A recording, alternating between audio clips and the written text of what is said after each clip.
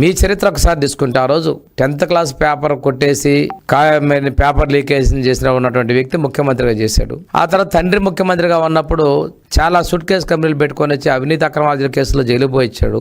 అలాంటి వ్యక్తి ముఖ్యమంత్రిగా ఉన్నప్పుడైనా మనసు మారుతుందని కూడా మారలా. ఈ రోజు భవిష్యత్తులో ఉన్న యువత విషయంలో నువ్వు చేసినట్టు ఒకసారి చూసుకుంటే ఎలాంటి అర్హత లేనటువంటి వ్యక్తులు ఓ ప్రైవేట్ రిసార్ట్లో సీసీ కెమెరాలు లేకుండా, యూనివర్సిటీ నిపుణులు లేకుండా ప్రైవేట్ వ్యక్తుల చేత వాల్యుయేషన్ చేయించావు. ఇది ఎంతవరకు సమ్మతం ఒక్కసారి మీరు చెప్పాల్సిన అవసరం ఉంది.